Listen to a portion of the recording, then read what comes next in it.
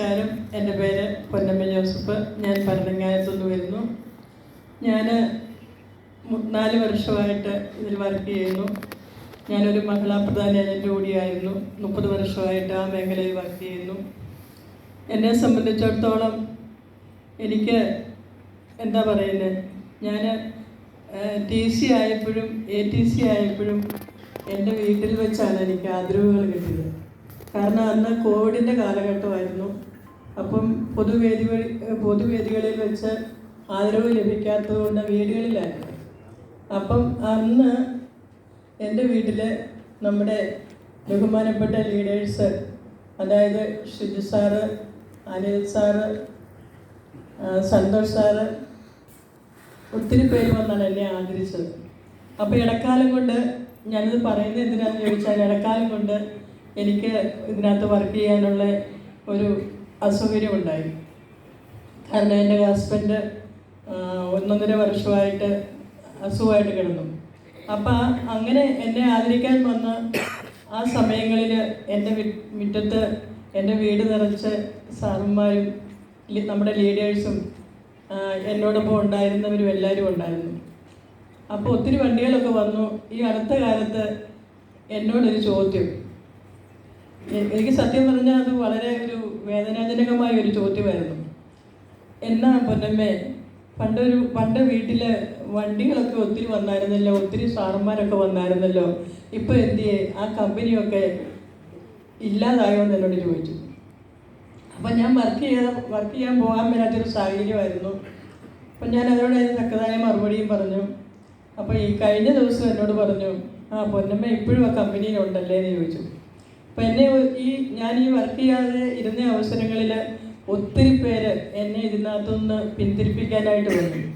അപ്പോഴെല്ലാം എൻ്റെ ചങ്കിൽ തീ കത്തുക. കാരണം എൻ്റെ മൈ ലൈഫ് സ്റ്റൈല് എനിക്ക് ജീവിതത്തിൽ എൻ്റെ ചങ്കോട് ചേർത്ത് പിടിച്ച് ഞാൻ അതിൽ ഉറച്ചു നിന്നുകൊണ്ട് ഏത് പ്രതിസന്ധികളെയും തരണം ചെയ്തുകൊണ്ട് എന്നെ ഞാൻ DTC ആയി.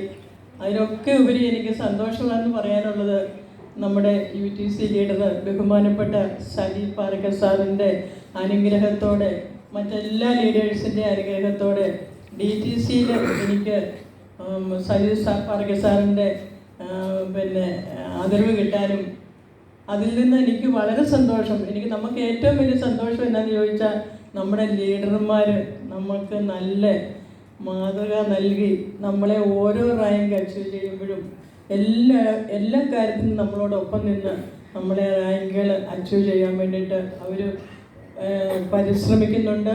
അപ്പം നമ്മുടെ ഭാഗത്തുനിന്ന് വരുന്ന ഒത്തിരി പ്രതിസന്ധികൾ നമുക്കുണ്ടാകും. തീർച്ചയായിട്ടും അതിനെയെല്ലാം അതിജീവിച്ച് ഞാൻ അങ്ങനെ ഒരു വ്യക്തിയാണ്.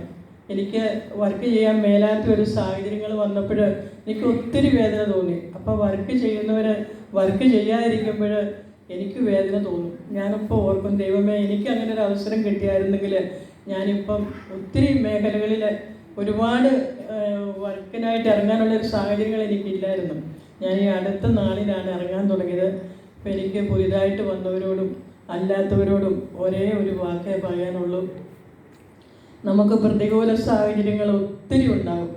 അതിനേക്കാൾ വേദന, ഇന്നലെ നമ്മുടെ ജയശ്രീ മാഡം പറഞ്ഞതുപോലെ, എൻ്റെ ഹസ്ബൻഡ് മരിച്ചിട്ട് ഇപ്പോൾ 3 മാസം ആയില്ല, 2.5 മാസം കഴിഞ്ഞതേ ഉള്ളൂ. ഞാൻ ഈ വർക്കിന് ആദ്യം ഇറങ്ങിയപ്പം എൻ്റെ ഭരണങ്ങാനത്ത് വന്നപ്പോൾ എന്നോടൊരാൾ ചോദിച്ചു, ചേട്ടൻ മരിച്ചിട്ട് ചൂട് പോലും പോയില്ലല്ലോ, എത്ര പെട്ടെന്ന് ചാടാൻ തുടങ്ങിയോന്ന് ചോദിച്ചു. അതിനെയും ഞാൻ അതിജീവിച്ച് ഞാൻ വർക്കിനായിട്ട് ഇറങ്ങുന്നു. അതുപോലെ നമുക്ക് ഒരുപാട് പ്രതിസന്ധികൾ വരുമ്പോൾ നമ്മൾ ഡൗണായി പോകാതെ നമ്മൾ കൂടുതൽ ആർജവം സ്വീകരിച്ചുകൊണ്ട് നമ്മൾ ശക്തമായിട്ട് ഇറങ്ങുക. എല്ലാവരും വിജയിക്കും. നല്ല രീതിയിൽ എല്ലാവരും മുന്നോട്ട് വരിക. എല്ലാവർക്കും നല്ലൊരു ആശംസ ലഭിച്ചുകൊണ്ട് നിർത്തുന്നു. നന്ദി, നമസ്കാരം.